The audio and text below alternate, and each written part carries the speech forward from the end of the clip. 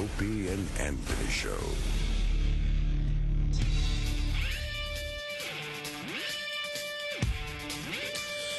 Good morning, everybody. Hello.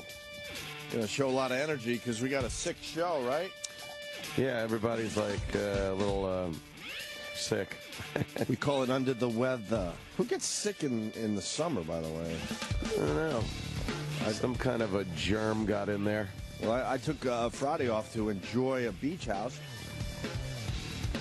I end up having my famous strep throat, which I get once a year. Was it strep? Oh, yeah, it was strep. Why? Just wondering. Yeah, absolutely was. Worst fucking sore throat I've had in years. But I'll tell you that that Z-Pack, when you use it properly... Yeah, good shit. A lot of people get those Z-Packs and eat it like it's fucking M&M's. But when you use it properly, oh my God, does it work. Knocked that shit right out of me. Yeah, that sore throat thing going on over the weekend. Right. Late last week, and then over the weekend, and then it went away, and then all of a sudden just bam, full-blown AIDS in my fucking face. Everyone seems to have it, though. Yeah. Fucking cold. I think I brought it home from Philly because we were at a kid party down there, and my sister-in-law had strep throat.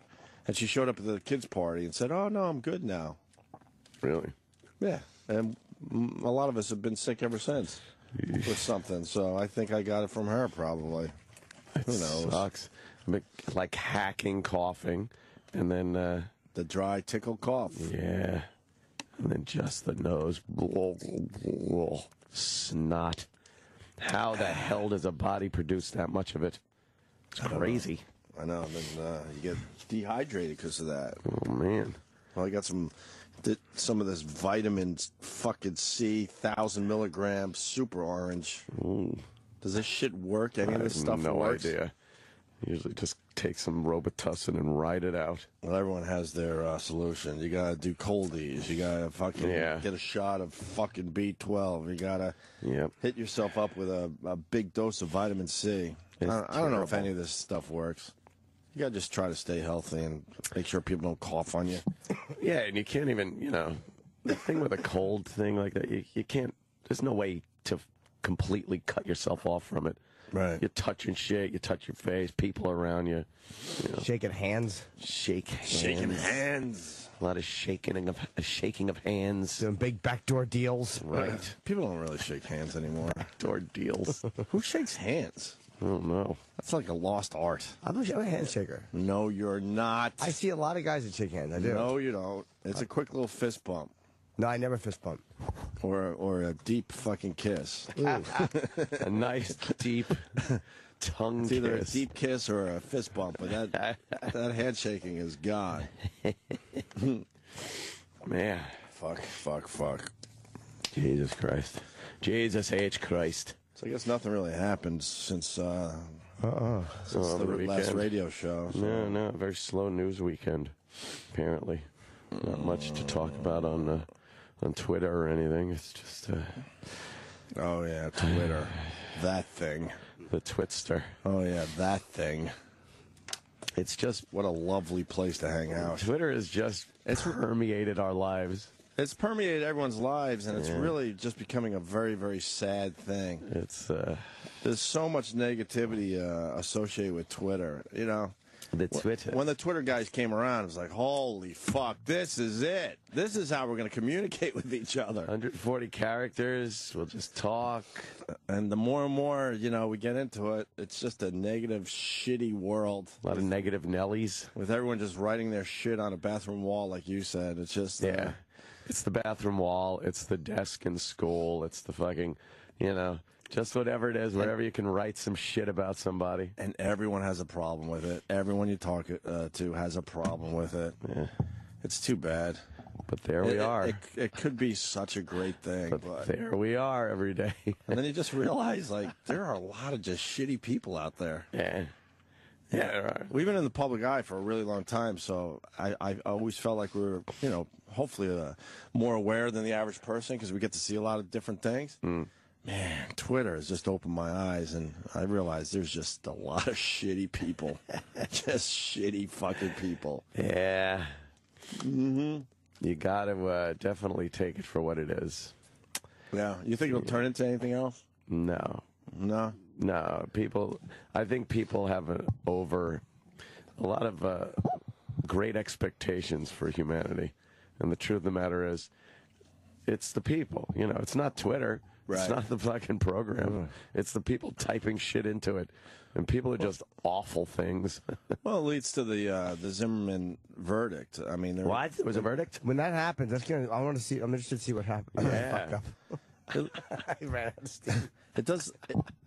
It goes to your point, though. I mean, it was pretty obvious that they just didn't prove their case against Zimmerman. Yeah. And people just can't believe it. They're just in shock and they're outraged and they want justice for Trayvon. The fact is, they didn't prove their case. They didn't have a case. It wasn't even that they didn't prove their case. They did a good job. They were good prosecutors. Right. There was just no case. There's a difference between not proving a case and there not being a case. There just wasn't a case. And these people, I don't know. I don't know. They're just.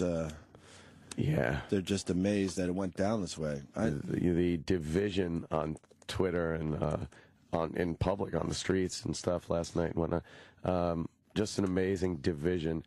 And that divisiveness is put there a lot by these leaders, pseudo-leaders. That the media, like I said, is completely fucking culpable in this for being dishonest, for putting news out there that is based on what they need to get viewers and keep viewers and nothing to do with the actual facts. I chose not to celebrate the verdict. A lot of people wanted to celebrate the verdict.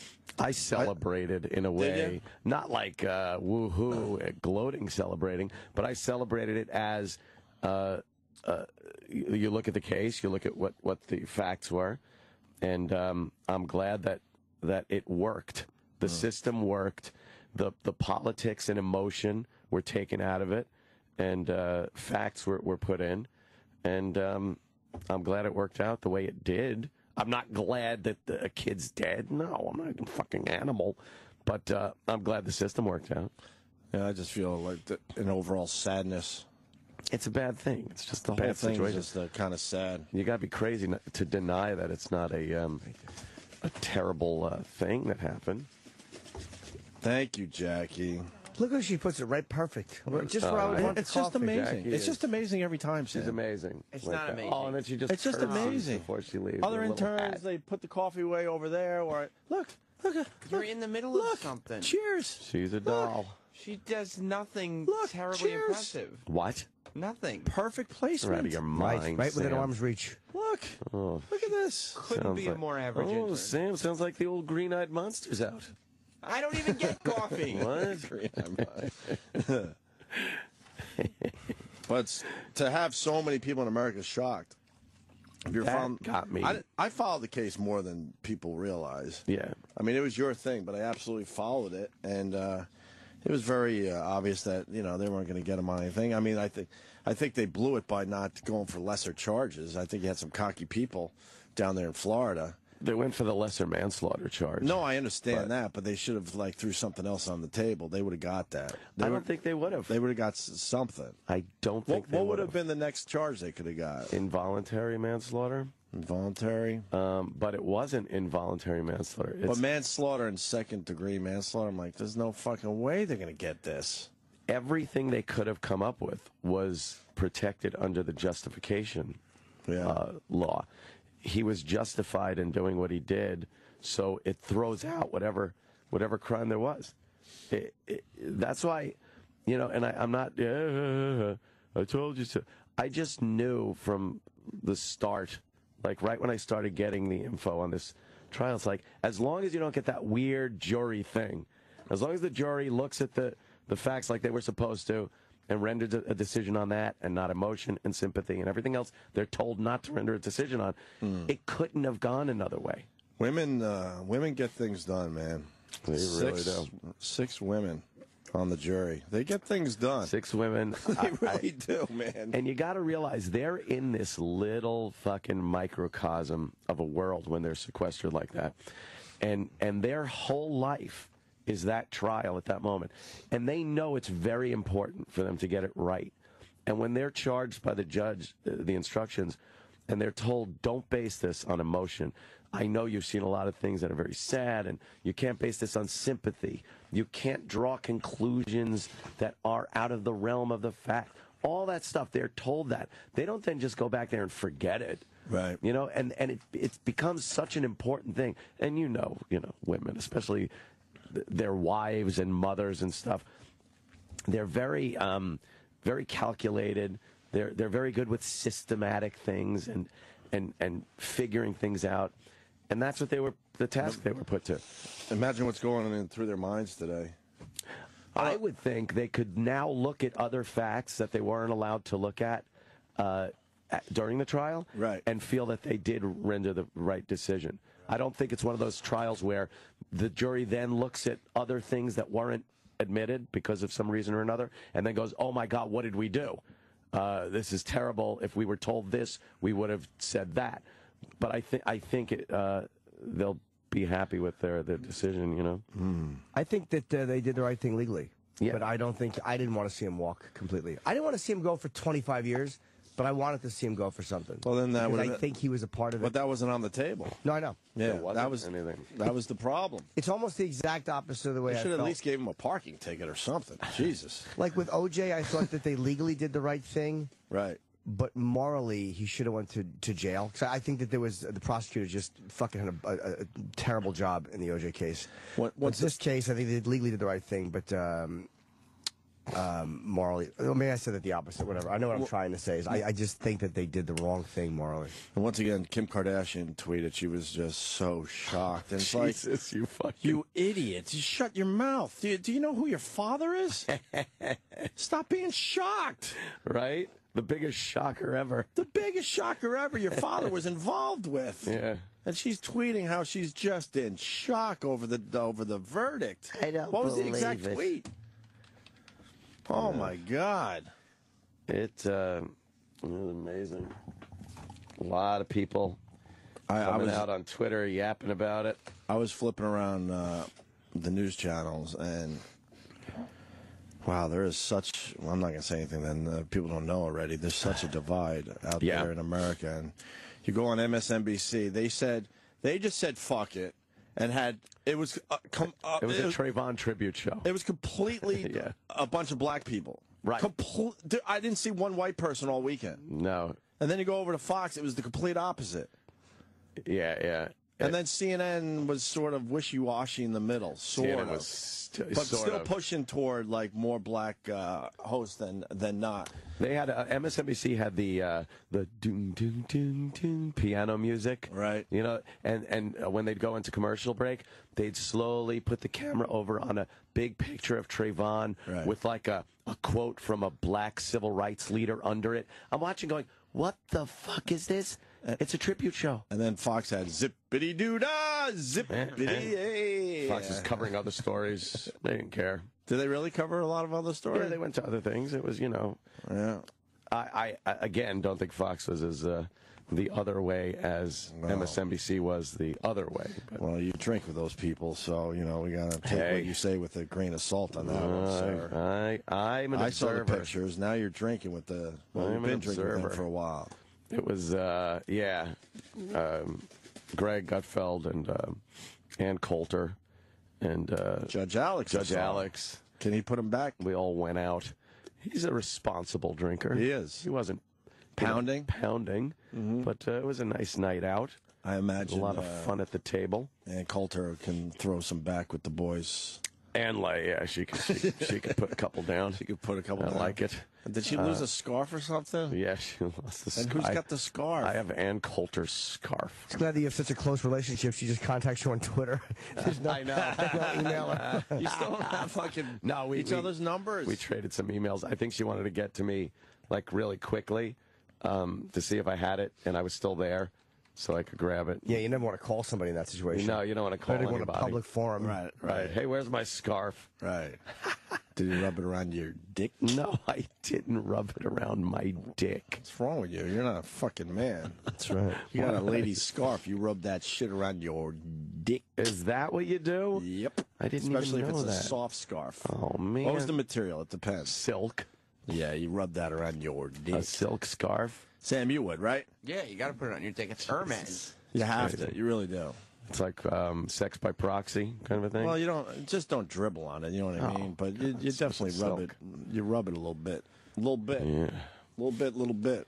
And there was a doctor there from Sloan Kettering Cancer. I think he was some big cancer doctor. Jesus, what a buzzkill! And then a soap star guy. I don't know. Yeah. But and like we were talking to the soap guy.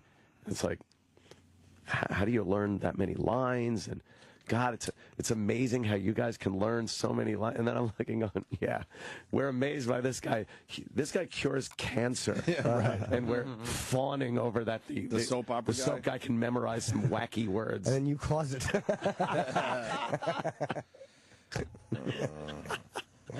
It was a very fun night, though, yeah.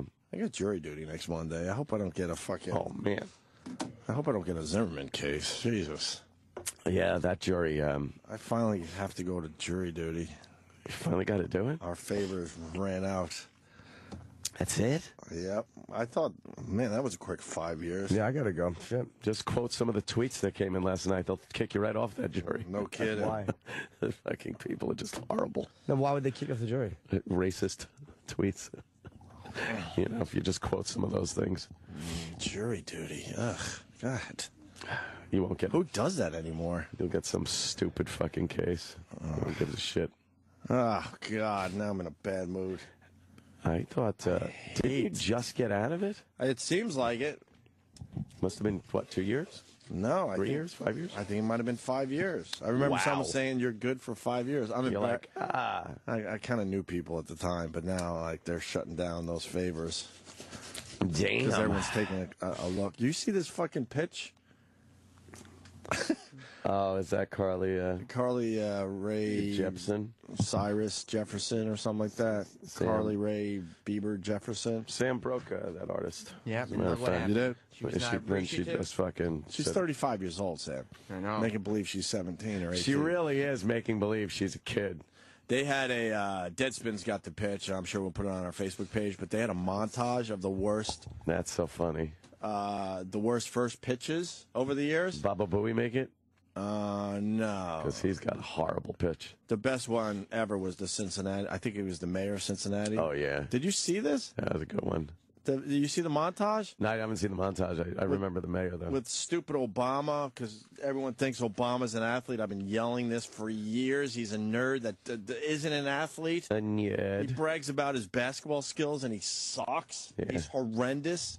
And he can't throw a baseball. Do you remember his pitch? Yeah, it was It was terrible. high and way outside to the left. And did you see the Carl Lewis pitch?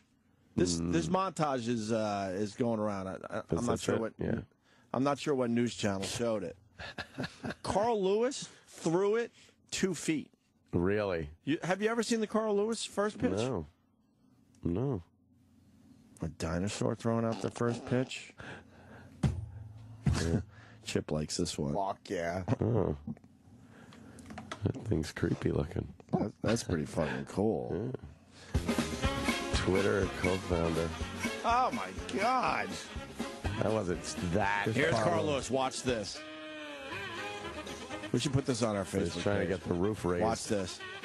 Oh my God. Stinks. And then he looks at his hand like, yeah, it must have been something. Right. George Steinbrenner and his wife. Oh, God. Why do least people she's keep all- the ball in their hands too long? That was a great pitch. Some guy in San Diego. It's just terrible pitch. Oh, my People God. hold it too long and throw it right by their feet. How hard is this? How hard is it, really? Baba Booey makes this fucking It's montage. terrible. Oh, God. Some cameraman caught it. Oh, the ump caught it. How can you be that bad at throwing a baseball? Cincinnati Watch mayor. this fucking thing. Oh my God. He threw it literally left. It just went left. It had to be 30 feet to the left. And what Mark Schott said about him was really inappropriate. Oh.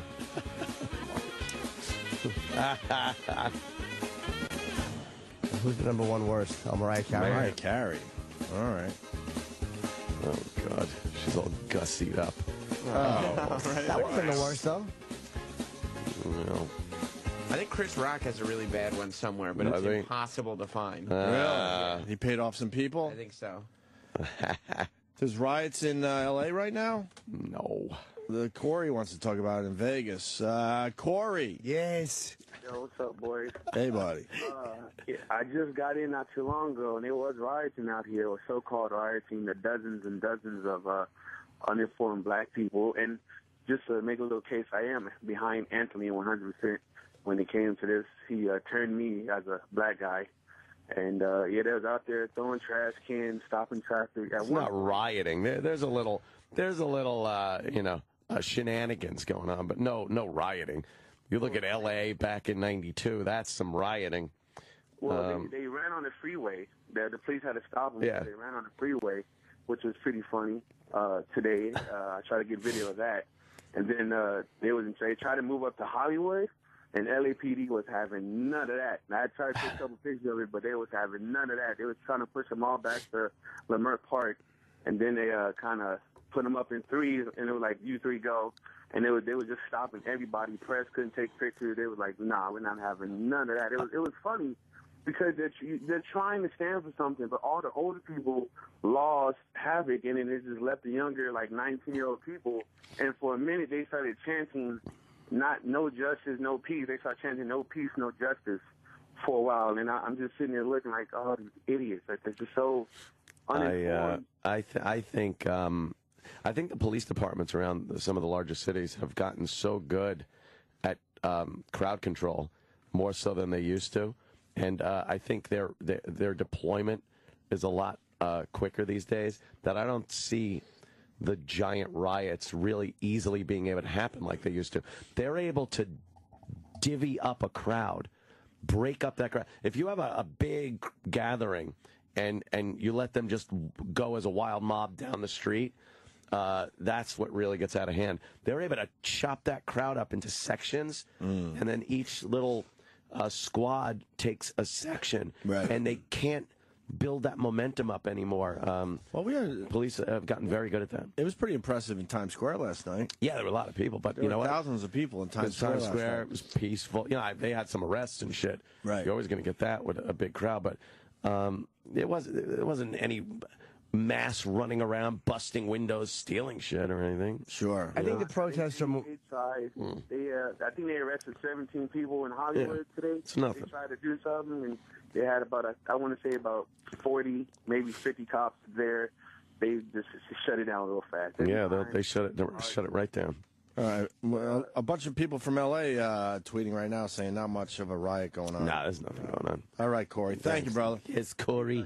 All right. I think that one of the problems, that they keep comparing him to like Emmett Till, is that they feel like, oh, here's a black guy that was shot and no one's going to jail for it. Right. Like that's what the whole thing is like. Yeah. Because like they say, well, the black guys shooting each other, but those guys were arrested. Like the guys that shoot each other in Chicago or whatever, or at least seen as criminals and arrested. And this is just a case of, like, when you look at, like, Sean Bell?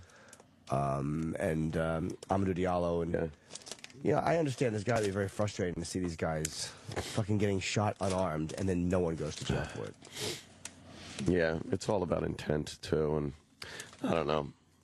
You don't hear many cases. I'm sure it happens in reverse with black authority figures shooting white people and not suffering any legal penalty. Like, we get annoyed, and I know I do, and I know you do, is the way the press covers it. Like, that's enraging. Yeah, totally.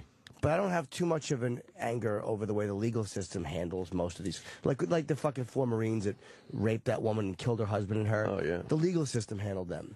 Or all these other situations. I don't have too much of an issue with the legal system. It's just the press. Yeah, Whereas with blacks, it seems to be just the opposite. They don't give a fuck how the press covers it. Their problems with the way the legal system's handling it. Yeah, but the big cry was no justice, no peace, justice for Trayvon. What is more just in this country than a fair trial with an impartial jury? Now they'll say, "Oh, impartial jury, really?" Yes, you got 6 women in there, regardless of their color. I mean, I think if you would have, and this is my opinion, I think if you would have had 6 black women on that jury, they would have let emotion rule the day more than fact, which would have been a miscarriage of justice. I think the white women were more apt to not get so emotionally connected to this case where they were able to let the facts speak for themselves and come up with the acquittal. I think if they had a full 6 black women on the jury, there would have been too much emotion, and that would have been a miscarriage of justice. I think you're probably right, but I'm not. I don't hate George Zimmerman. I'm not thrilled that he walked completely. Didn't they have a black woman on the jury? No, she was Spanish, I think. Yeah, they she was hinted Hispanic, but they hinted that she was black. I think she was black Hispanic. Black Hispanic. As opposed to white Hispanic. Yeah. Oh, right. Okay. Tall Hispanic. Tall Hispanic. Short Hispanic. We got George's brother coming in today. Yep. Yes. What time? We don't know. Robert. He's running late. I know he was supposed to be here, but he's running late. Okay. Robert's coming in. He was great, man. He was doing all the news channels. He loves being on TV, man. He's doing a lot of He's good at interviews. it, man. He can talk, and he keeps control. Yeah. He just, speaks his piece, and they try to rile him up on CNN. Man, they were just getting ridiculous at one point. What were they saying? And he was just covering it. What were they saying? Insinuating that his brother was lying. I felt he was about a couple of things, not about being beaten up. Yeah. I do believe Trayvon was beating him up, but I do think he bullshitted about a couple of things. And maybe Judge Alex was right to say it was just to make yourself look better, when you know what you have to say. And maybe that was what it was. Maybe. And maybe they weren't case-deciding things. Right. Yeah. Well, that's it. A lot of people were under the misconception that everything the prosecution was bringing up was relevant to the outcome of the case, and it just wasn't. That getting at when the prosecution gave their closing statement, and Guy said, "It's not about stand your ground; it's about staying in the vehicle." No, it couldn't have been further from anything. Staying in the vehicle. What does that even mean? It's not. There's nothing wrong with him having left that truck. Not one thing wrong with him having left that truck. Legally, you're right. Legally, and at the moment, in hindsight, knowing that if he left that truck, he'd have to kill someone, do you think he'd stay in the truck? I think he'd stay in the truck. At that moment, you got to look at this without the hindsight of knowing how this ended. He's a guy. He's on the phone with the non-emergency 911. He's told, hey, all right, keep an eye on him. Let us know what he does. Trayvon runs out of view. He's like, I want to see where this guy's going, and gets out of the truck and looks. Now, if nothing more happened, that's the most unexciting fucking thing that could have happened. We'd never, ever hear about it. It would have been a non-event. Since the shooting happened, now you look back at everything that had happened before the shooting, and it looks ominous, and it looks, oh, my God. The truth of the matter was, and what the jury believed, and what the defense said, and what the prosecution couldn't refute, was the fact that he got out of that truck to do nothing more than watch where someone that he had called the police on was going. That's it. I agree, except for the fact, and this is what bothers me, that he bullshitted about a few facts. And I really think that he did bullshit about a few facts. And I don't believe a couple parts of his story, although I believe the part about him. You know, it's like, there's something about it that bothers me so much. And when you look at, like, again, Fat Nick, I was 100% behind Fat Nick, and he profiled and he beat the shit out of a guy with a fucking bat. Yep. And I was 100% on Fat Nick's side. And this is not about, I think racial profiling is terrible. This is something about this case, because this guy was not doing anything wrong. Right. That will always fucking bother me, because the prosecutor said something that really, he was walking home and he was minding his own fucking business. And I understand everything that happened. Right up until he punched him in the face. I know that, but we know that did not have to happen, and it just bothers me that fucking. Something about this one really bugs me, and it's the fact that he pushed that scenario. And I know legally you're allowed to do it. I get that, but think if a guy comes up and is staring at your chick at a bar, and he's like, "Hey, how you doing? How you doing?" Like, you know what he's fucking. And I know legally. No, I know. I'm not even talking legally now. Now I'm just talking figuratively, whatever. Who came up with this scenario where he did that?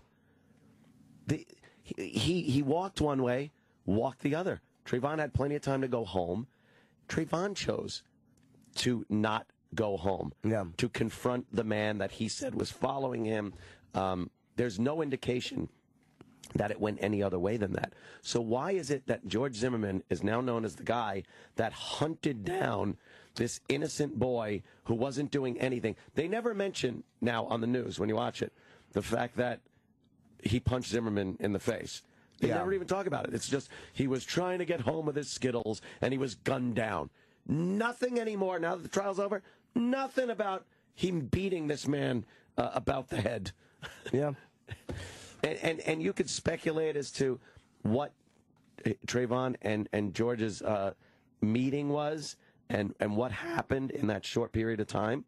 But the fact is, if Trayvon kept walking, he'd have been home, as was George walking back to his truck. He did not make that turn to try to get down that sidewalk to follow Trayvon to his house. Trayvon would have been in his house. Right. Would have been in his house. And you got to remember that Zimmerman's life is pretty much ruined too. Yeah. So he got something out of this in the end. And he's not done with court either. He has they may have a civil trial. He may have a fucking no way a civil trial even gets started on him. It can't. It cannot. Oh, because he was found not guilty. He was found not guilty. Doesn't matter. So is OJ. No. He can. That his civil rights were taken away. That's what they did. Civil trial. Oh, civil. Civil. They could do that, a wrongful death, but the jury found him. They're probably going to do it just because of the pressure in America right now. Yeah, the burden of proof is a lot less on a civil case. Yeah, that's what I'm saying. Yeah. But it was so slam dunk. They'd have a hard time. But again, you could sue anybody. And what happens to George Zimmerman now? We got to ask his brother that. Because what the fuck? What could he do with your life at this point? Yeah, I think he wants to go to law school, become some kind of lawyer. It would help if we, again, I know you don't get to talk to defendants a lot, but just looking at his fucking face, it would help if you. Sometimes if you sit down with somebody and you talk to them and you hear them explain themselves, I don't know, man. I wish he would have testified. I understand why he didn't. I understand the strategy by his legal team, but I think that would have been something a lot of people would have liked to see. I didn't see anything during that police walkthrough tape or the interview with Hannity that looked to me like there was some hidden secret bad guy behind the soft-spoken, mild-mannered guy that he seems to be. Well, I don't see this secretive... Then he should have went on the stand. No, because the prosecution just knows how to fucking... You saw what they did with certain testimony. Yeah. They could twist it around and turn it into something it never was intended to be. It would have just confused the issue. Unfortunately, defendants that are innocent can't just get up there and testify because of the way lawyers can handle someone's testimony. It's amazing. I would have had to testify if I was Zimmerman. It would turn out to be the right move, too. Like, I wanted to see him, too. Absolutely. But it turned out to be the smart move, not to. Let me go to Justin in Tampa. Justin. Hey, man. Hey, I completely agree with Jimmy in the 2 points that legally, he probably wasn't responsible, but I think the guy was really hateable. And the reason he was is, Anthony just said, hey, if he knew he was going to get out of the truck and kill a guy, he wouldn't have gotten out of the truck. But in the Hannity interview, Hannity asked him that. If you could go over and do anything over again, would you? And his response was no, because it was God's plan. Well, because he was talking about the whole linear thing of it, not just taking a piece, not in hindsight. He said if he could change anything, would he? What he was talking about was everything. You can't just say, oh, I wouldn't have gotten out of the truck. Sure you can. You absolutely can. I also think, to be honest... Yeah, I would change the one thing of not getting out of the truck. I think that's also legal stuff, too, dude. Yeah, exactly. Dude, I think that's legal stuff. I have to say that's... Like, it's almost like if he says that in an interview or if he says the word regret, like Robert's not saying regret. There are certain things that in a legal case may be able to be used against you if you say, like, I fucking regret something. Jimmy, you're right. I get that, but he shouldn't have been on Hannity at all. Okay, maybe not. Maybe. That's the case. No, it was. I think it was perfect. That's why. When was the Hannity interview, by the way? How long ago now? I think about a year ago. About a year? Yeah. Yeah. And to the people on Twitter that think I'm ignoring the Trayvon attack, no, I'm not. I know that happened. I didn't say he should have went to jail for second degree. I believe that happened. I believe that happened. I believe he was getting beaten up, but I'm not ignoring that. I wasn't that married to this either way. Like, I know I played kind of more devil's advocate arguing with you. Yeah. But literally when I was at the Comedy Cellar talking to the black comics, I totally not took up Zimmerman's side to the extent you did, but kind of argued that point of view. Right. We got Robert Zimmerman's lawyer on the phone, who's a big fan of the show and loves yelling out Slabo, which I find very strange, but that's all right. What's up, Chris? How are you? Hello. I see you want to debate Jimmy on this.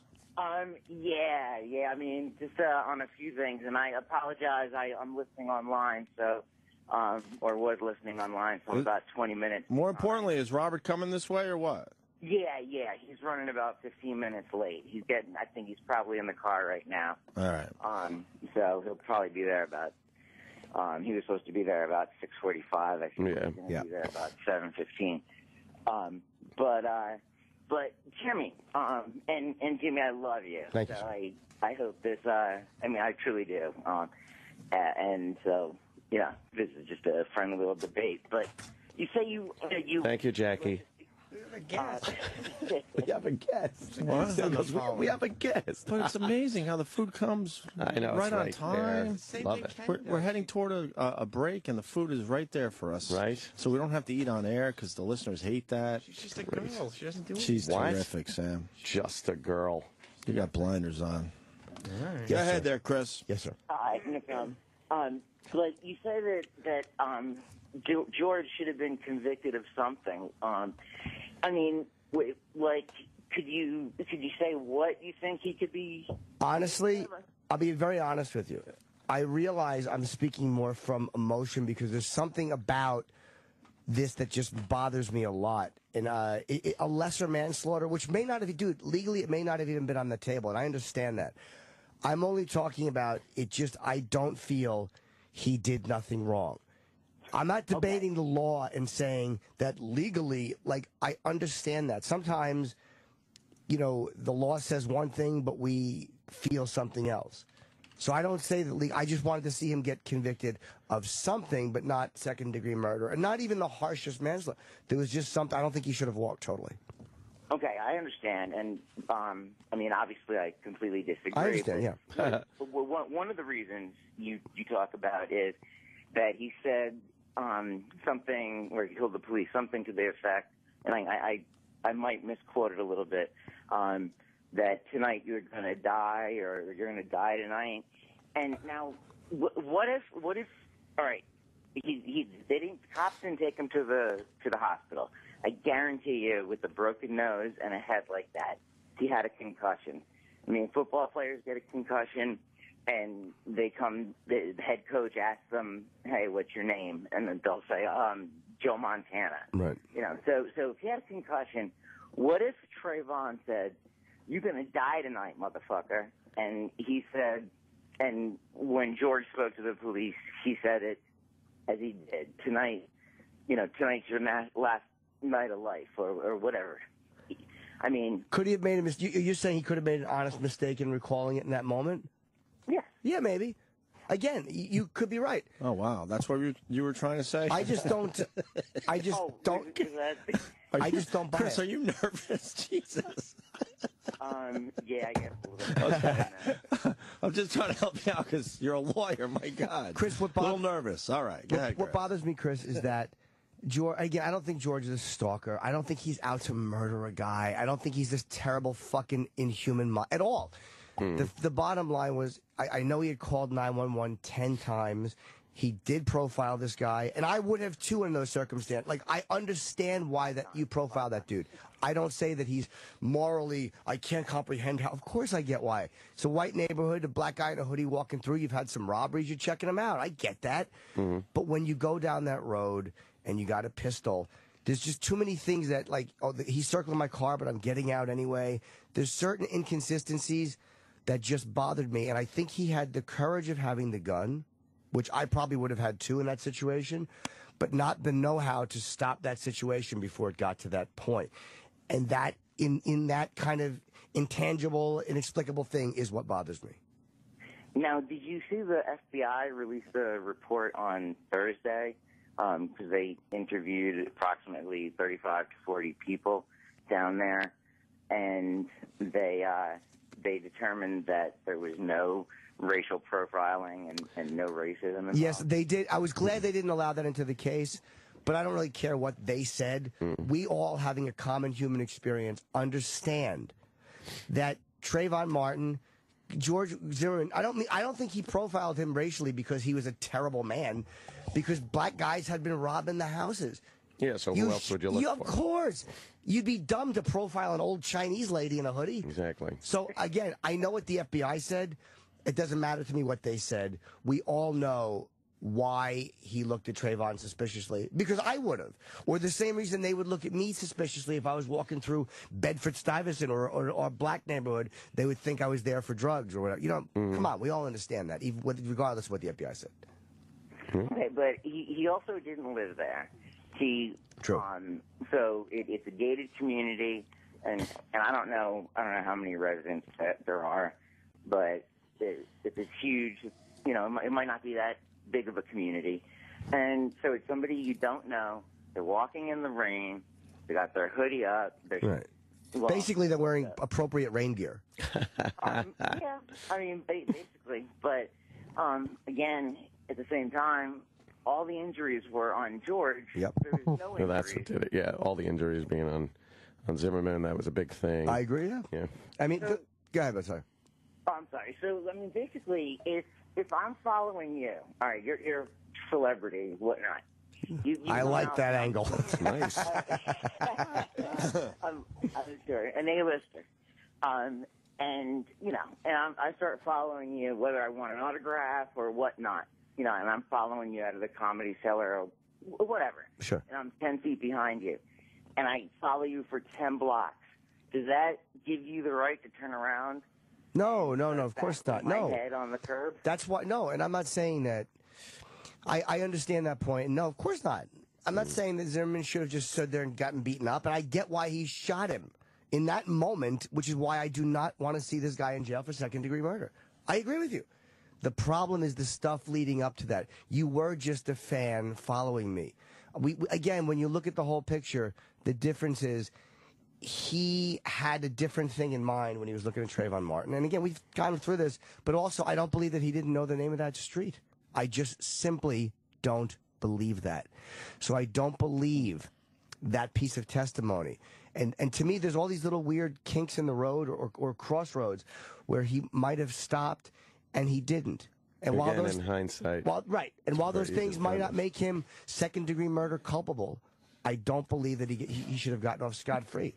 And that's why I'm saying that, not because it's but you can't just come up with some kind of mystery charge that you're not sure what it should have been. I wish there was a lesser. Sure, you can, because I wish there was a lesser degree of manslaughter. I wanted to see him get some kind of a manslaughter. Involuntary. Well, they try to charge. How many years is involuntary? I don't know, in Florida. But I don't even know if he should have got involuntary. Right. Hey, Chris. And there's also, you know, there's misdemeanors like assault and battery, but justification, meaning negates all that. Yeah. Then manslaughter is what I would have wanted to see him get. Well, Well, manslaughter was 15 years, right? But he was plus a gun is 30. I didn't want to see him go to jail for that time. He's defending himself. How does he have to get something? Why does he have to get charged with something when he was doing nothing more than defending his life?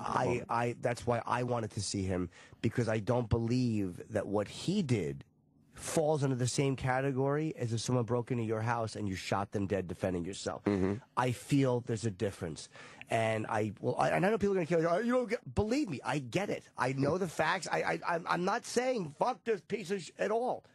But I just don't say it's the same as you, Anthony, walking down the street as a law-abiding gun owner and some guy molesting you on the fucking train or attacking you on the street and you're defending yourself. Yeah. Those, I'm 100% with you. But in this one, there was obviously other stuff. And maybe I can't find the proper charge because I understand it legally according to what the law said. I understand all that, too. I know there's this, no one ever wants to put any ill will or blame toward the dead victim. I see the news is all over that. They don't want to even touch it. But there does seem to be this aversion to saying, hey, if he just would have went home, yeah, he's the dead guy, but you know what? He shouldn't have punched him in the face. I agree. Well, not that everything George got out of the truck. Wow, that's a terrible thing. Let's weigh that with punching a man in the face and see what's the worst of the two. But the one guy who spotted the other guy and made this a connection with this other guy, like. And called the police, and then kept an eye on him, like he was told on the call. Stopped following once he was told, you know, we need you to do that. He was walking back to his truck. I mean, these things. Again, I don't want to keep going because we already know. The verdict is he was not guilty by an illegal. He gets out of the truck because he knows he has a pistol. But he doesn't just say that to the police. He doesn't say, I got out of the gun because I'm out of the car because I don't have a gun and I'm protecting myself. I'm protected. He says, I wanted to see the street name. I simply don't believe that. Now, but he was keeping an eye on him. But he said, why? I'm sorry. I'm sorry. The one eyewitness testified that he opened the door when he saw Trayvon beating the crap out of George, and he yelled out, I'm going to call 911 if you guys don't stop. And George screamed, no, please come and help me. That's not somebody who wants to pull up a gun and kill someone. You're right. And I agree, and I don't think that's why I do not think he's a second-degree murderer. And in that moment, I believe his self-defense. That's the point maybe I don't make clearly. I believe he shot him in self-defense.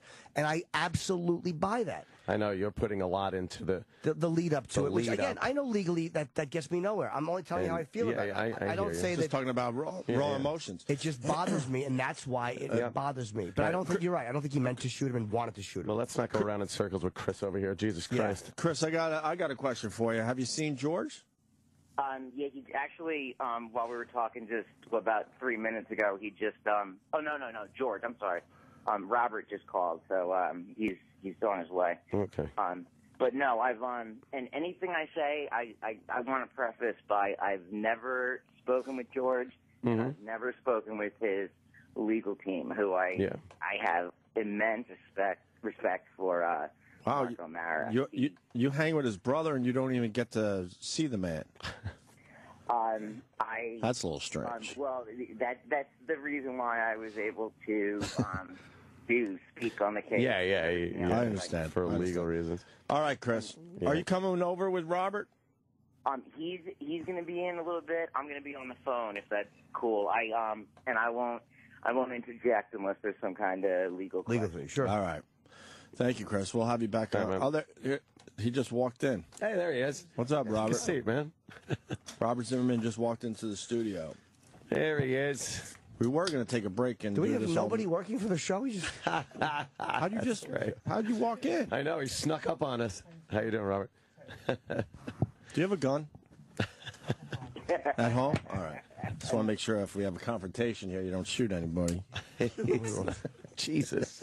You're profiling him. Yes. I know. Trying to bring some humor into this crazy world. Robert. What's up, Robert? How you doing? You must be guys. exhausted. Very exhausted, but thanks for having me back. You're all over the place over the weekend. And it was kind of weird because no one had heard from you for a while. Right. You know, during the trial, you went to Twitter dark and TV shows and everything, and then all of a sudden it was good to see you back on TV again. Thank you. Were you? I know you must have had some concern and worries about what the verdict would have been, might have been. Right up until the moment they announced it, what were your feelings? I came to New York preemptively expecting the right verdict, and I think we got the right verdict. Yeah. Obviously, it's cautious optimism, but they made the right call, and that's what we were expecting. Were you confident throughout? Did you keep an eye on the trial? I mean, you must have the entire time. We could not watch the trial itself, nor be in the courtroom. Wow. The only person who could be in the courtroom was our little sister, and that's because of something called the rule of sequestration, where if you're a witness for either party, you're excluded from the courtroom. Right. So that must have been very frustrating because you didn't know how well or bad of a job the defense was doing for your brother, or how well or poorly the prosecution was doing.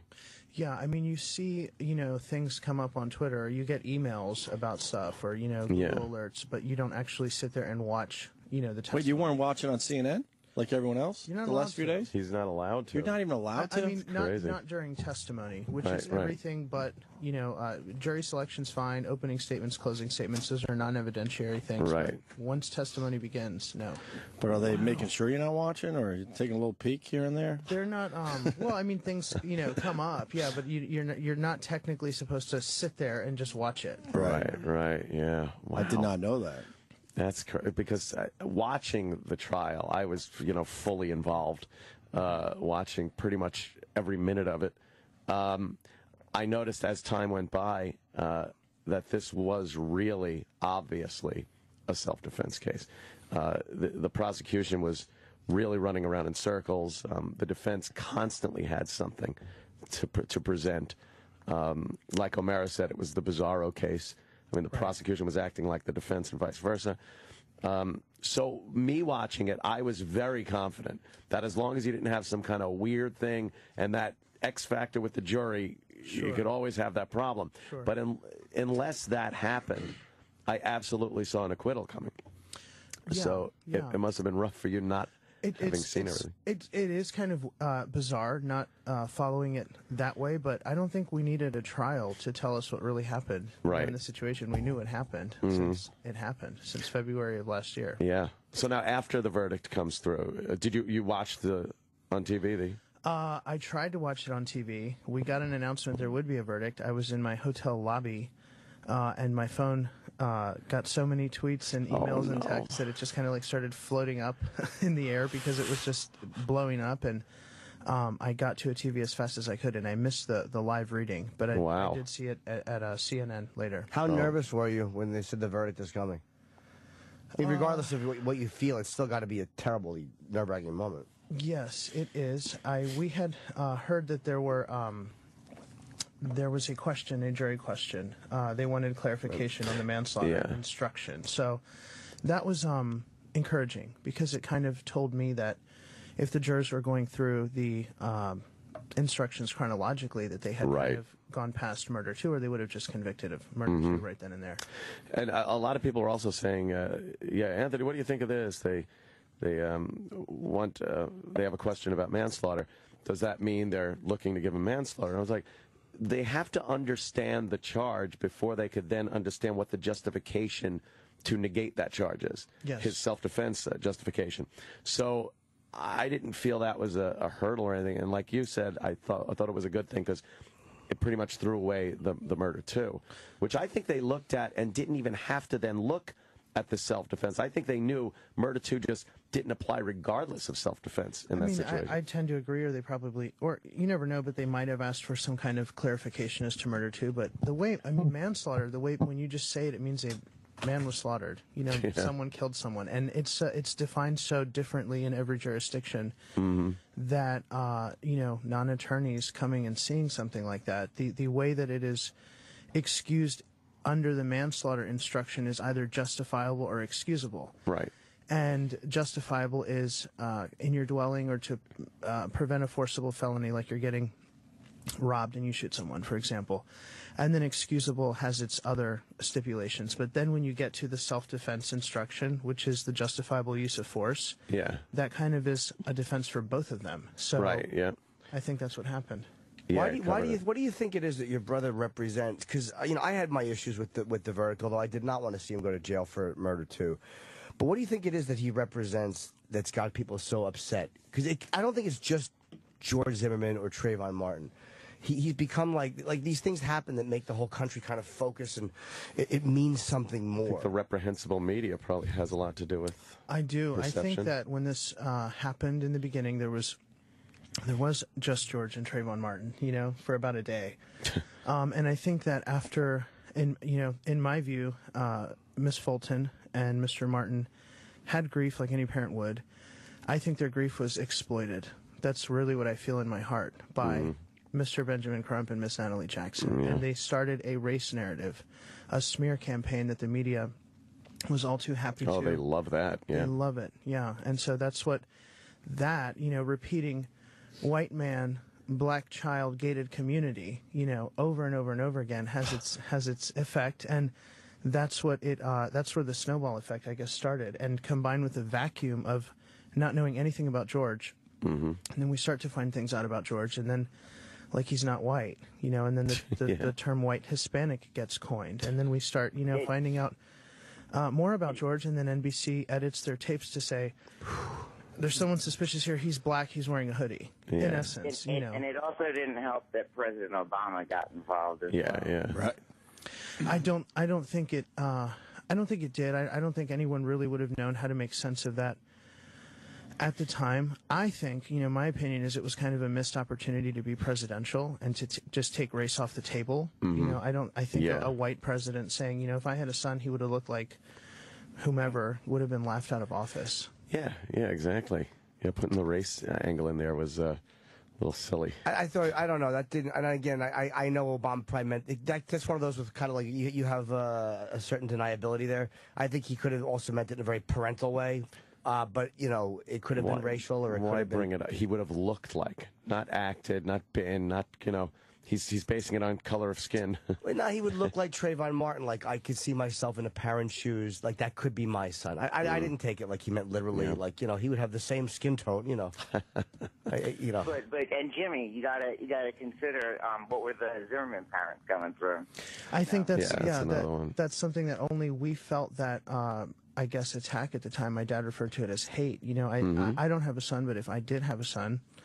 I would hope that we would investigate whatever caused his death, and I don't think I have to put my ethnicity or my race into that statement. Yeah, exactly. Well, the press was reprehensible. Like, they were disgusting with how they you know, there was nothing fair about the way they had even on the cover of the Daily News today. Oh, it's terrible. It's a picture of an empty hoodie, and it lists, you know, Emmett Till, Willie Edwards, Michael Griffith, Houston Fox. When will it end? Like, they're just completely biased, and they don't admit that they are. They act like they're just delivering news in an unbiased fashion. Yeah, and I think that there's this,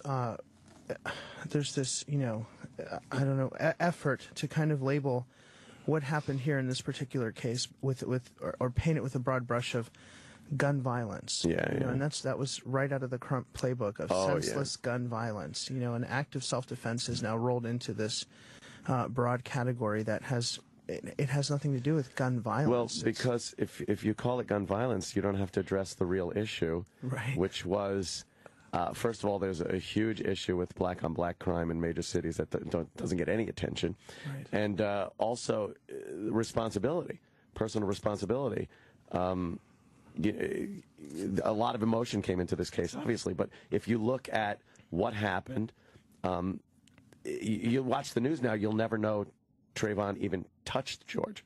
You will not hear word one. You will hear unarmed teen walking home with his Skittles, gets gunned down by a neighborhood watch guy. Now, he was shot because he was walking black. He was a black man, boy walking home. Nothing anymore, since the trial's over, about him beating your brother's head. Yeah, there's all these different directions that kind of the bar keeps getting lowered. It's that, or it's, you know,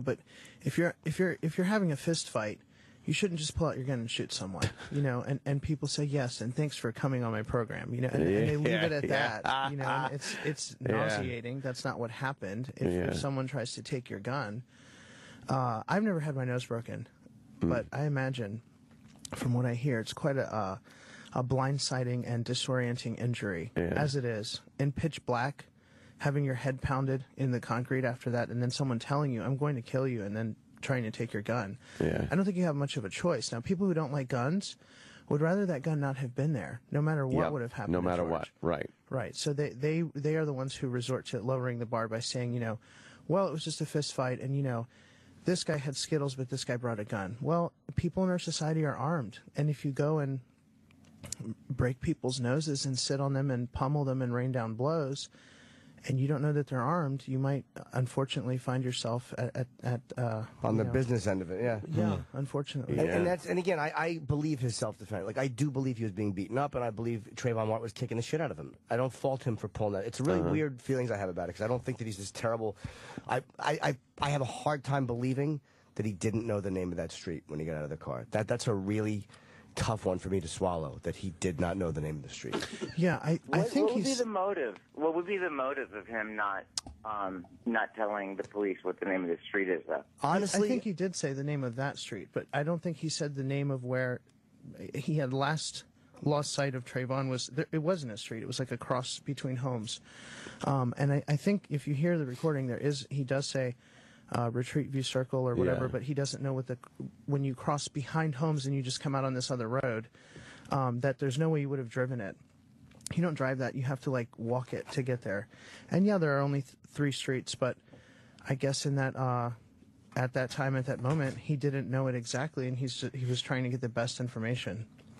Yeah, that one has been very difficult for me. And again, I don't think that means that he set out because I'm going to hunt this guy down. Mm-hmm. You know, the Judge Alex, again, I have to credit him, raised good points about, well, sometimes you say things to make yourself look a little bit better, even though what you're saying is basically, remember he said that? Like, what you're saying is basically true. I simply don't, I think that he wanted, again, this is my opinion, I think that he wanted to further the contact, but not to a point of violence or not to a point of, I think that he wanted to be there when the cops got there and had the cops go, great job, you got him. I think that he wanted this to go a little further. I would think that he was just watching him. There was no indication before or during what happened that would lead me to believe he wanted to confront him.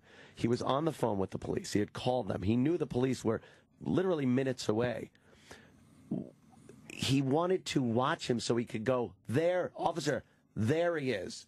He walked around that way. He went this way. I kept my eye on him. And now, finally, you guys are here, and we know where this guy is. He went in that house, or right. he got in a car and left, or whatever. Something. But it seems to me that the narrative here that people want you to believe is the second he got out of that car, he became this hunter. There's no gray area.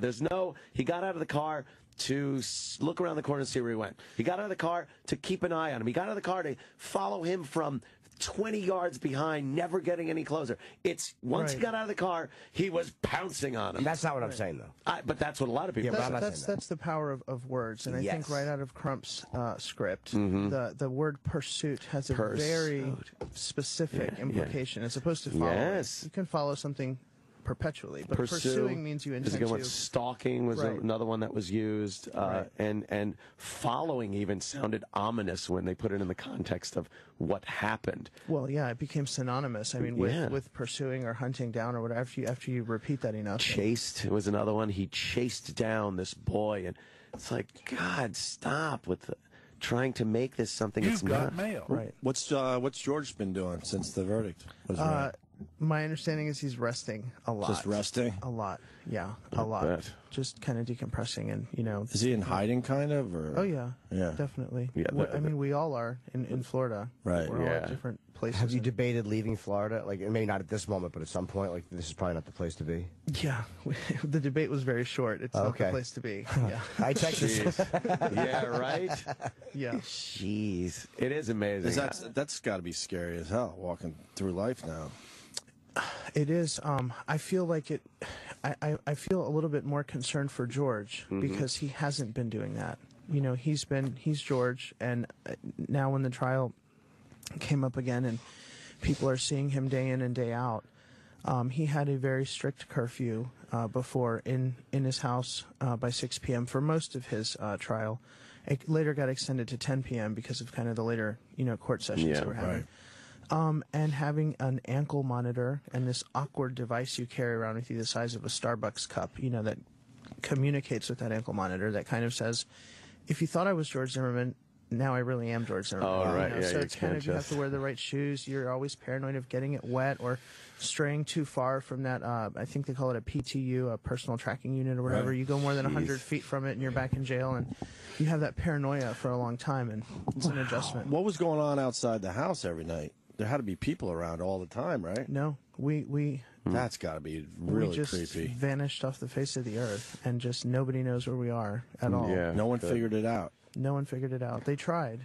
Yeah, I'm sure. That's why I'm asking. I would, in this day and age, I would assume they would find out where you guys were Spike Lee's probably looking, so he can tweet it out. Well, that's amazingly ignorant to tweet out, especially of the family, or even the guy before he's been through court. You can't fucking Twitter somebody's address. Yeah, and he got the wrong people. Yeah, I know. Of course. Poor old couple was like, what happened?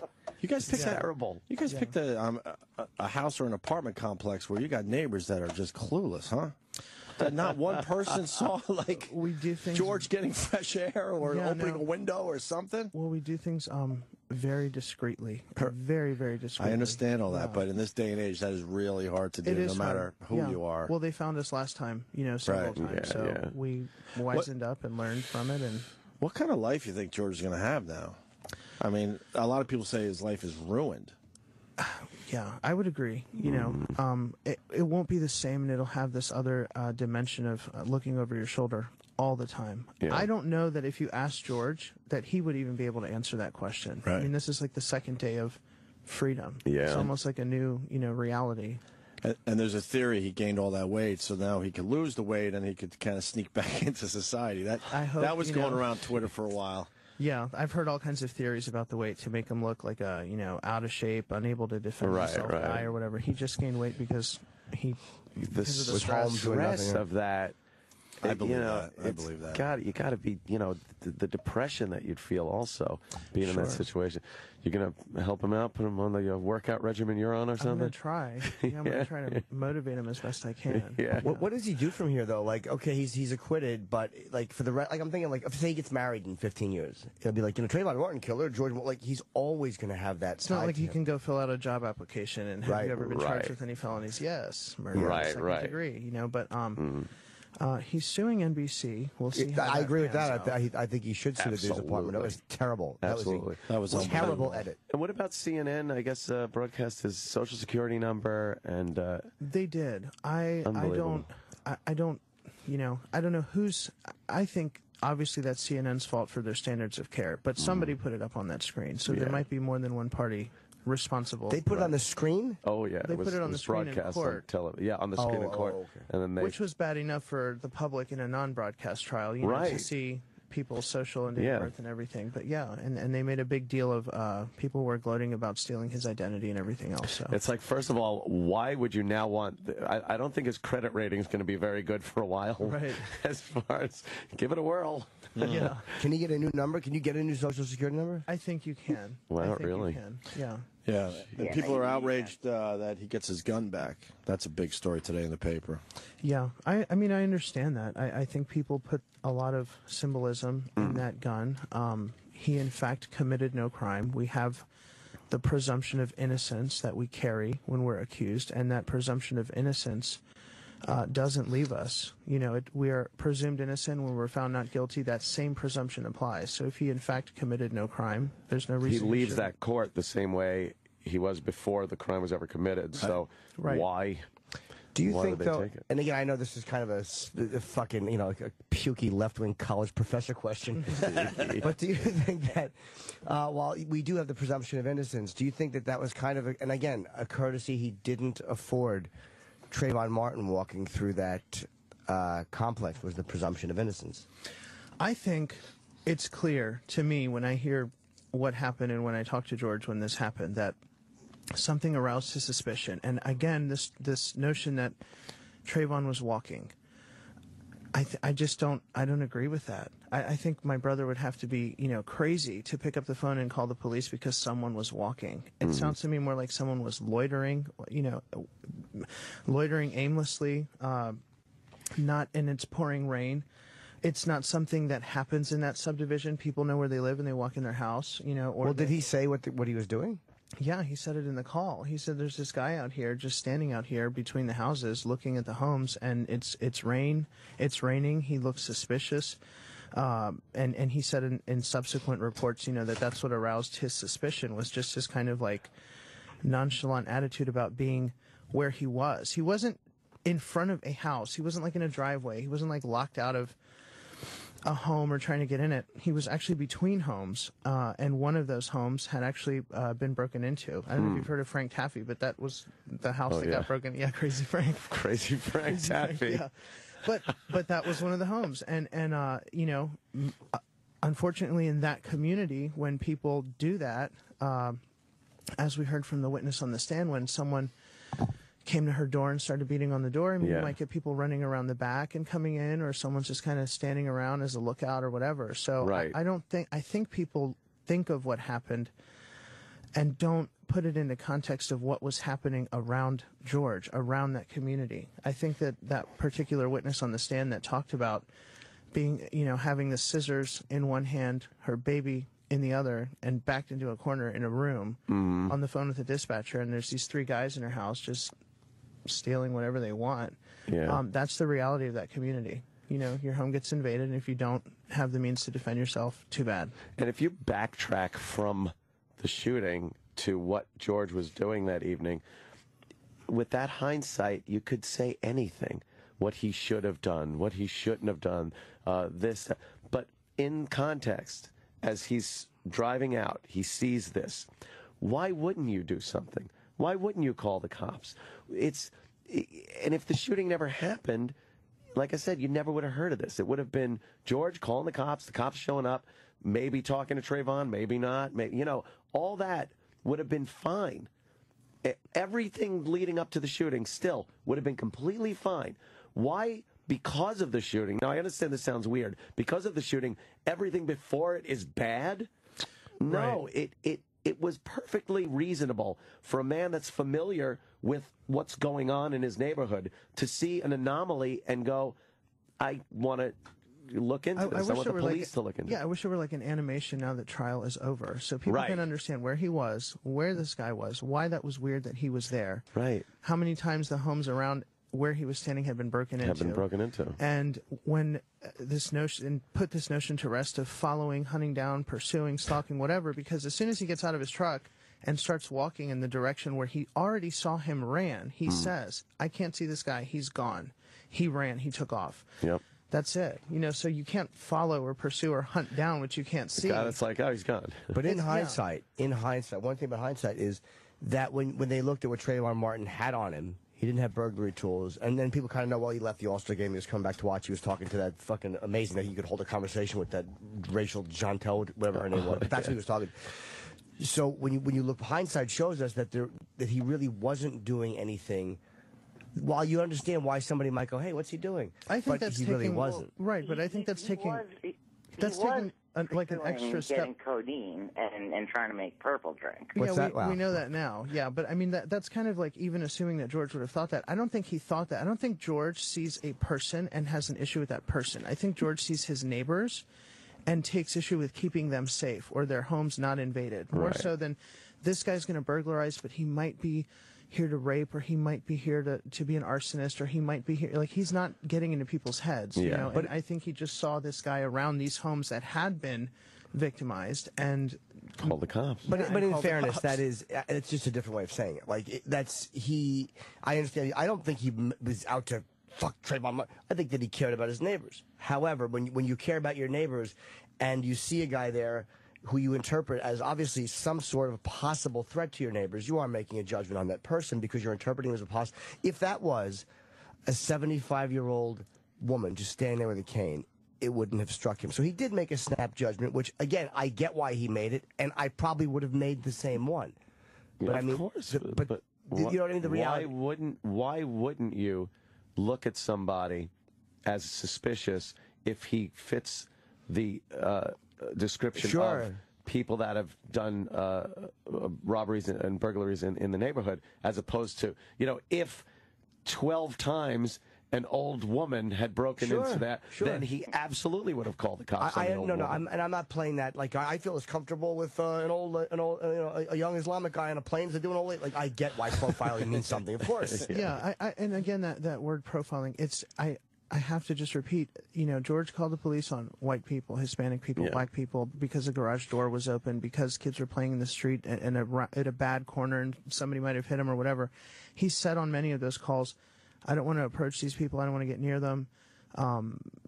There's evidence of that if you listen to a lot of those calls. I think what was, clear in that community was the area, the geography around where Trayvon was kind of, and now there's a fence there, but there wasn't at the time. This was this cut through where a lot of crime came and went. And I don't think he made a judgment so much about Trayvon just simply being there, as much as the NAACP wants you to think it's because he was black, or Al Sharpton wants you to think because it's a hoodie or whatever. It's because those actual homes that are right there really were getting robbed. So people in that community, I think, had a way to go about their life. And we know now that George probably really did know his neighbors really well, because he hadn't ever seen that guy before, and it turns out he was right. So that's all he knew about Trayvon, was that he was a stranger, some guy he'd never seen before, and he is around. If someone pulls a fire alarm, you don't look at the guy that's in the bathroom and go, "You look like a trickster to me, so it was probably you." You go and look at who's standing near the fire alarm, and I think that guy was just standing near the things that had been victimized. And that's what was profiled. Was absolutely. And what's however, though, I'm sorry, if it was a couple days after the fire alarm got pulled, it would be a bit of a different story. If that was in the moment of a robbery, of course I wouldn't even be saying that. But it was. I think what happened, we all, at least common sense dictates to me why he saw Trayvon, and I know George can't come out and say this, and I don't think he's a terrible person for looking at it. The reality was, in that moment, Trayvon Martin was doing nothing wrong. This is one case where I think if you profile people, and by profiling you just mean make a judgment by looking at somebody, according to what other people who look like that person have done. And it's accurate, because positive profiles happen all the time. Nobody minds fucking Dominican pride, but if you say something bad about Dominicans, people hate it. Personally, I think that he made a snap judgment about a guy who, in that case, just was not doing anything wrong. And that's the danger of it, is that this type of stuff happens where you get a guy who just wasn't doing anything wrong. And right up until he punched him in the face. I keep, I'm talking about the initial contact. Yes. At the same time, George wasn't doing anything wrong either. That's true. Very true. Yeah. Well, so what? Well, I got a yeah, sure. I guess a strange question. So the verdict is read, and they go to George. Okay, you're free to go. How the fuck does he leave? I need to know how he got out of there. He went he had been leaving through the regular door of the courtroom. Right. When he was incarcerated, they bring you through a door that, kind of leads you through the back. But it turned out this time that's the door he went through. Right. To go and get security. He couldn't leave with our parents through the regular door of the courtroom. I don't mean the courthouse. I mean just the courtroom. The room. Yeah, so he went out a separate entrance. And then what kind of vehicle did he get in? Because I need to know. I know it was... There were all those protesters out there, and I mean, if I was in that situation, they're like, "You're free to go." I'd be like, "Well, wait a minute." Yeah, they took have a bulletproof vest at least or something. They took care of his security, and that was step one. Is that if it didn't matter what the and the verdict media was couldn't figure out what car he was in. Nope. That's so amazing to me in this day and age. Can I tell you one thing he should do for the record? Get rid of that gun.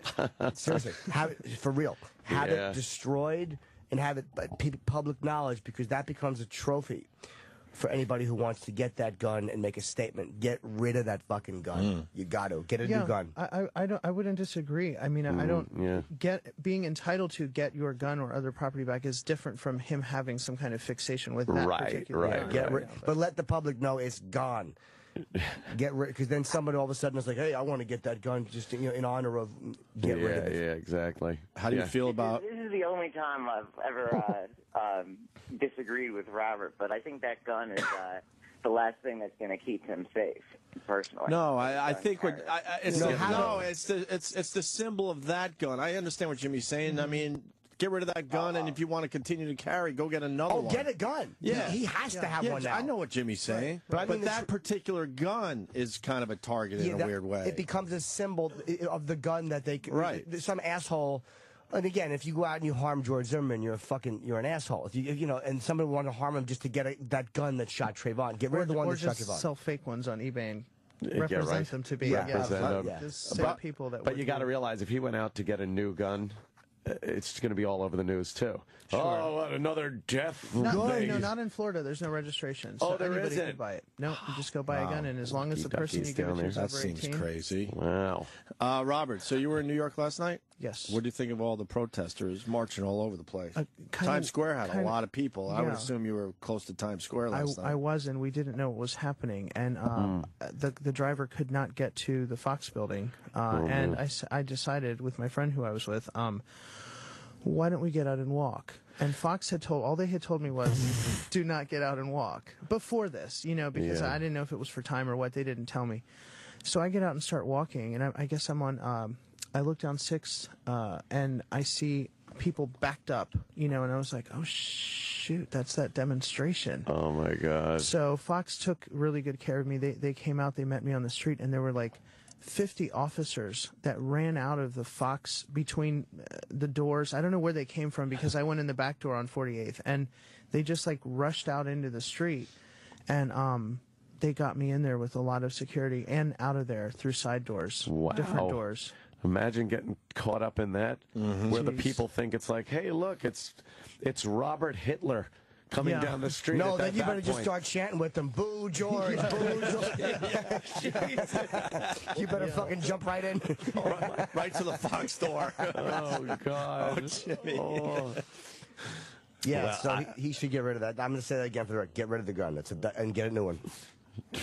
That's a bad fucking thing to hold on to. How was the family, your parents and whatnot?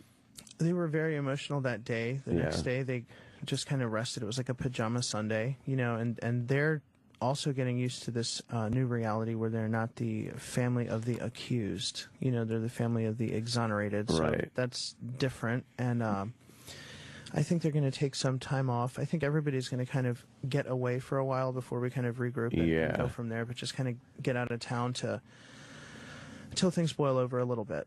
I think that's the smartest thing to do. Absolutely. Lay low, relax. Yeah. What'd you think of the lawyer's job? Obviously, they did a great job.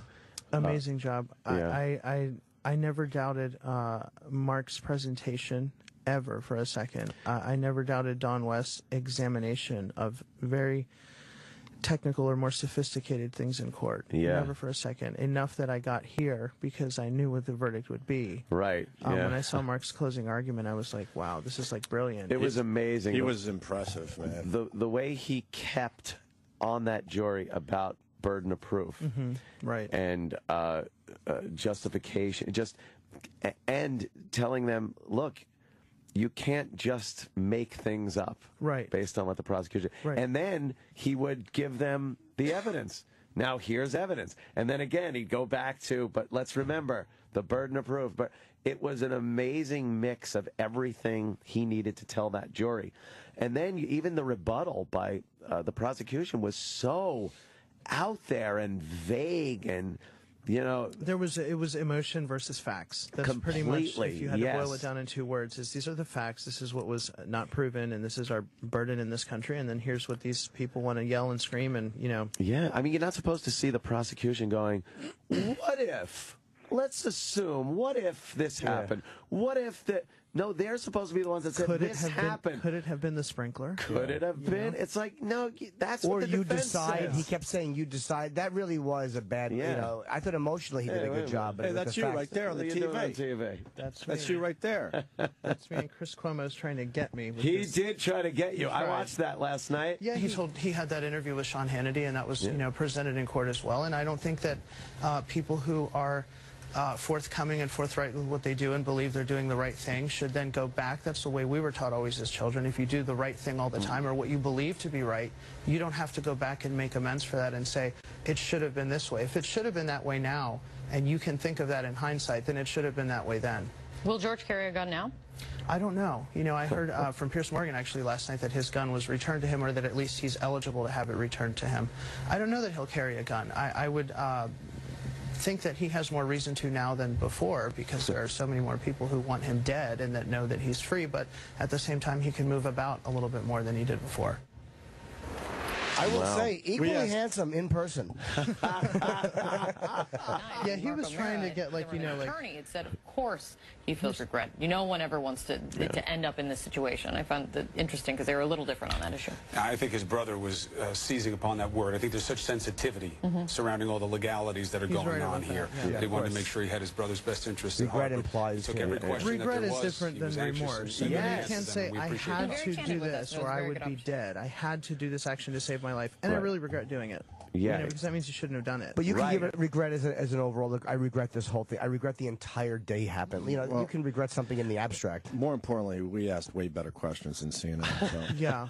And there's remorse and feeling sorrowful about something or having, I think what George said there is that he wished that there had been some other outcome. Wishing is fine too. Anything else he could have done. Right.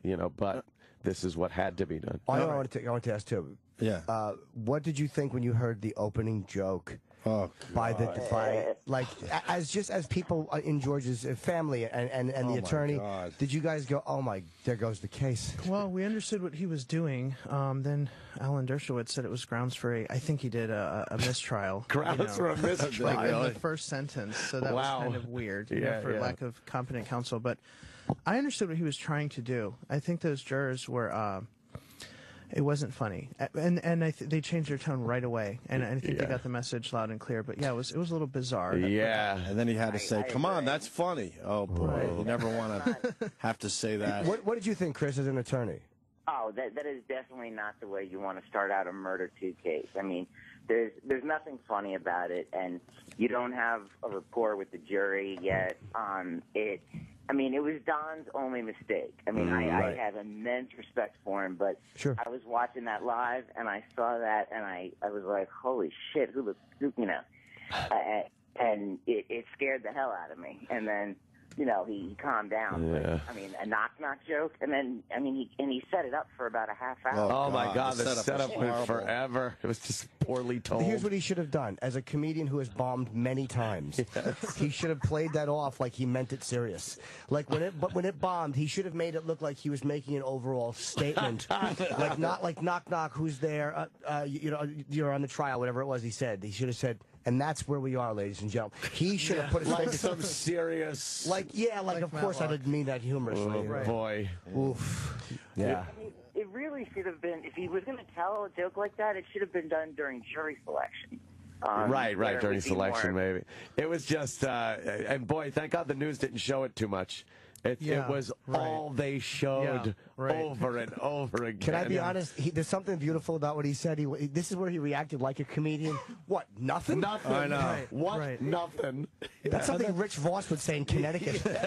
What? Nothing?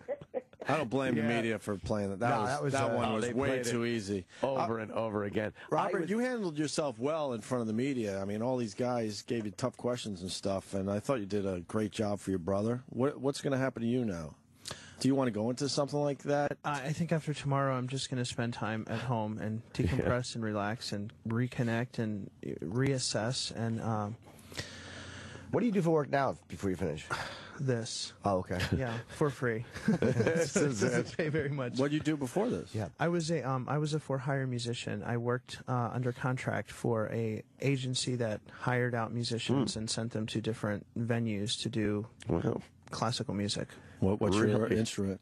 Voice, tenor.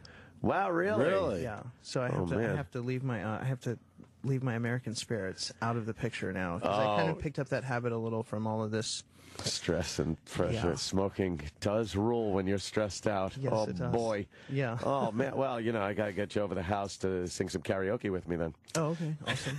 Awesome. That is a kind of a cool place to go and hang out and just lose yourself in a sea of alcoholism. And vomit. Listen.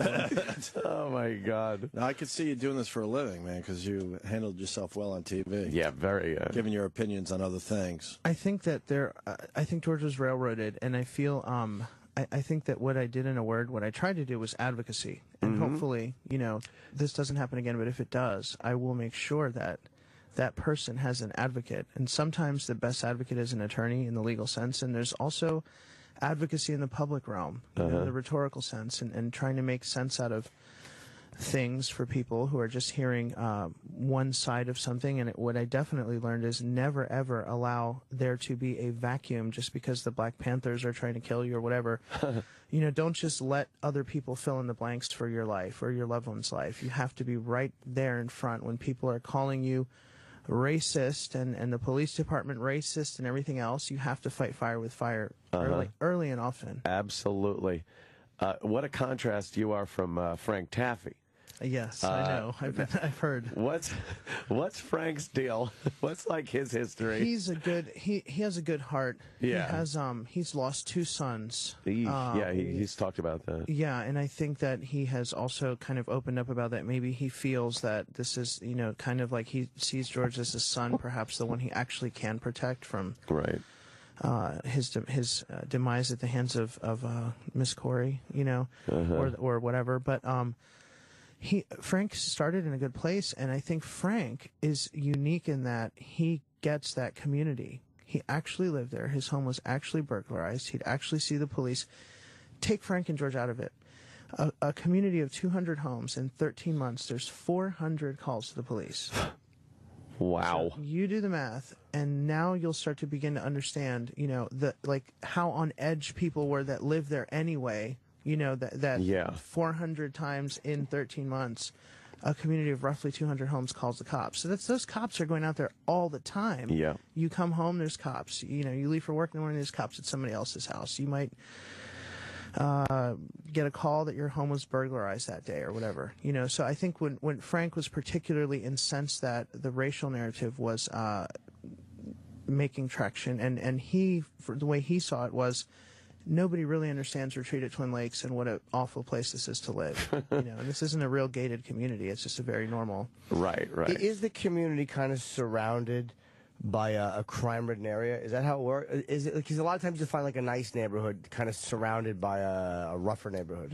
My understanding, roughly, is that it kind of does butt up on one side against a rougher neighborhood, and a lot of people, but not all people, but would come from that community or kind of just commit crime and vanish into that community. Right. But they caught people in the community robbing from their neighbors too. So it wasn't necessarily that it came from that, but yeah, that was an issue. Sounds exhausting to live there. Yeah. Right? Yeah. Jesus. Can you think of somebody who was the unfairest in the press to your brother, and not necessarily like again, NBC, which was reprehensible, but like, is there like a guy like, was it Piers Morgan or one of these guys that you thought was just got it wrong? I bet Nancy Grace is up there. Oh Jesus! Yeah, I mean, her sexual appeal aside, a delightful woman. She is. Just a delight. She really is. Yes. Yes, Frankenberry, you're on the phone. It's just a ray of sunshine, isn't she? She's really a wonderful, wonderful Has she ever woman. seen a sunny day? Holy fuck. Just an atrocity.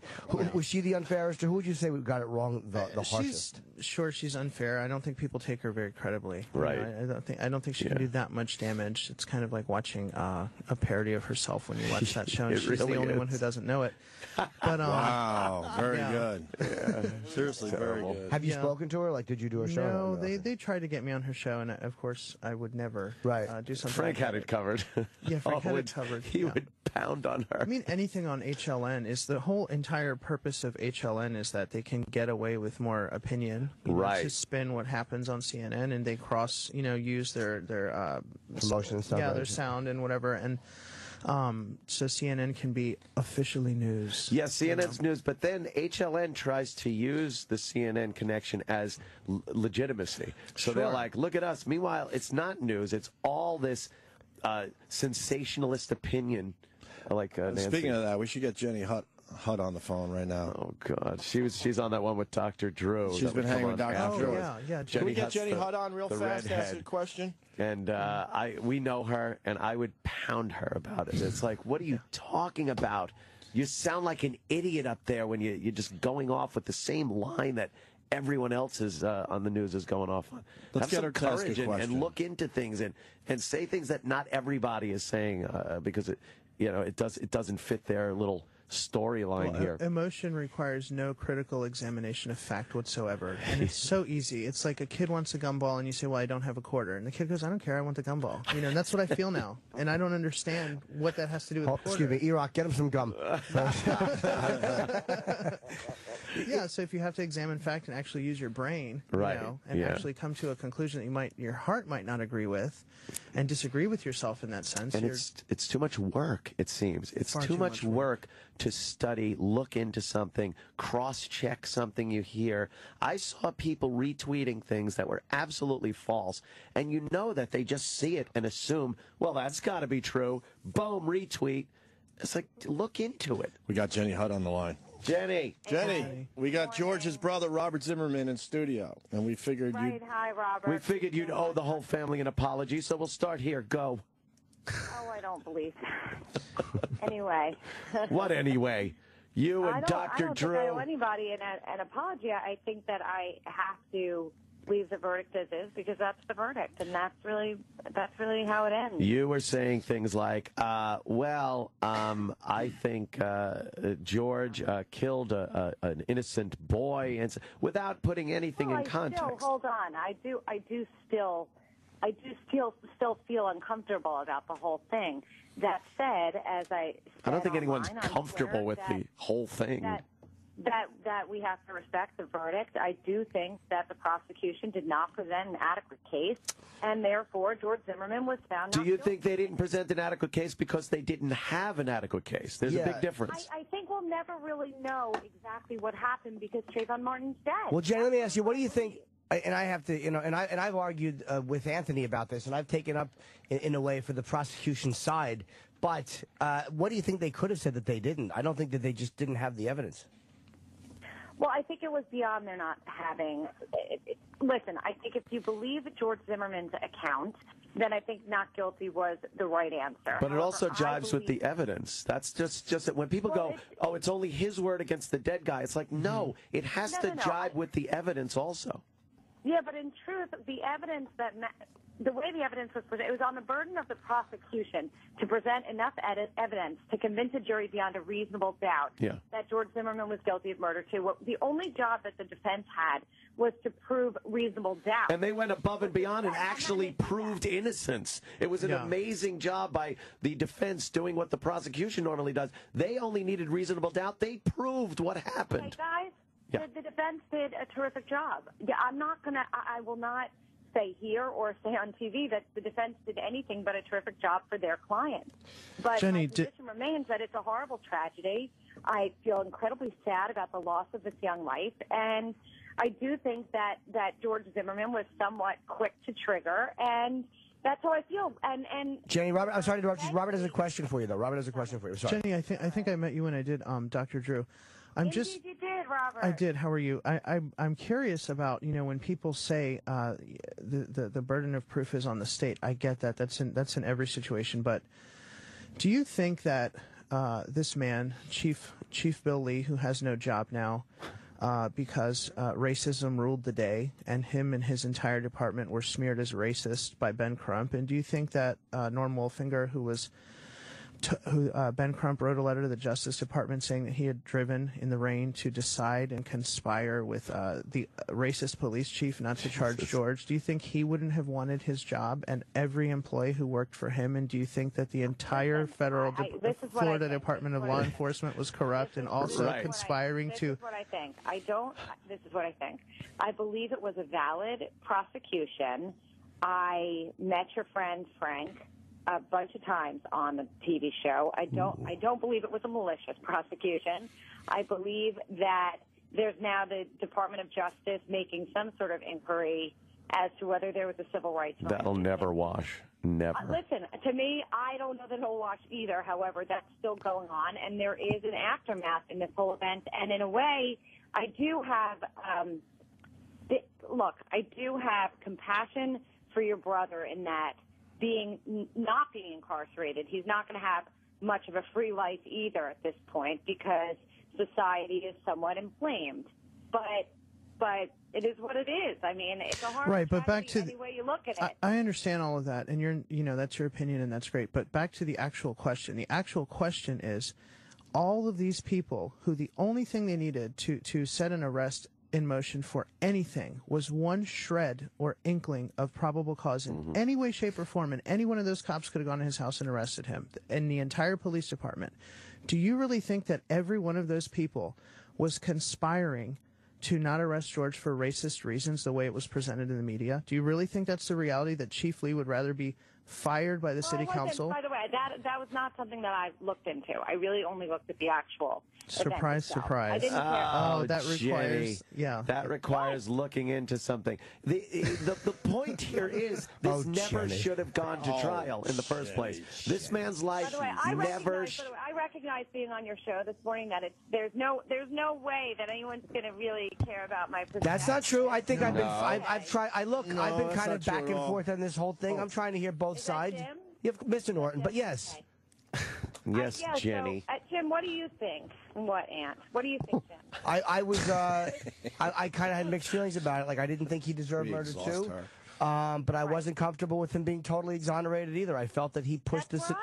But I know that I said that. Legally, I don't think. I don't think the prosecution. I understand that. And I don't think the prosecution dropped the ball. I don't think the prosecution missed something. I think the defense did a brilliant job. Well, they hid the ball. They hid evidence. They hid reports in the phone logs. They hid the picture of George that they had that proved how he was attacked. Right, they never asked, not even in his bond hearing, to see his medical records. This is a person making statements to police. My nose was broken. My doctor will confirm it. And a prosecutor doesn't even bother. Robert, I will say, Robert. Well, are they going to hold on? I'm sorry, Jenny. Are they going to pursue sanctions? They talked about sanctions. Are they going to go after them? You know what? Stay tuned. Okay. That's all I have to say. Jenny, do you have a question for Robert? No, I just was going to say I think. What do you mean? It's George's brother. Like any type of question. What movie did George watch last night? Now that he's free, anything. Hey, Jenny, I got to. Is George heavy-hearted? Robert, is George heavy-hearted?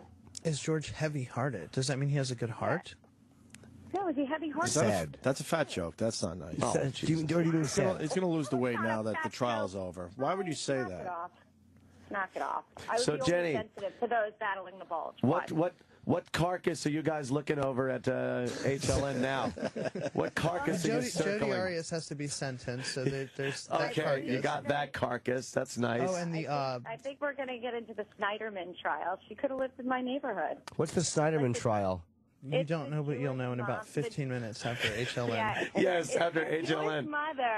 It's a Jewish mother who's accused of hiring someone to kill her husband. Well, I can't wait for Nancy Grace to lube up the lens with that Vaseline and get back on camera. And out to the lawyers. Unleash the lawyers. Release the hounds. Guys, I wanted to say one thing to Robert. Yes. Robert, yes, I do think you are a much better spokesperson for your brother than Frank. Well, we've all Thank you, said Jenny. that. Thanks. Jenny, do you know Nancy Grace? Went out on a limb on that one. It's good cop, lunatic cop they're playing. Do you think Nancy Grace does a good job? I worked in the same ADA's office as Nancy Grace. I've got a lot of stories about her. Oh, boy. Do any of them involve her wearing football helmet hair wigs? Because she is revolting. She looks like John Lithgow. I really hate her guts. All right, I'm going to bow out. All right. She's got to protect that TV career. All right, Jenny. Nice gig. Take care. Nice gig. Take it easy, Jenny. All right. Jenny Hutt, everyone. We sort of love you. You know not that. Not pounding on Jenny, but it is a prime example of things that do happen in I didn't really look into that. I didn't look into that. No kidding, man. But what you're commenting on is based on that.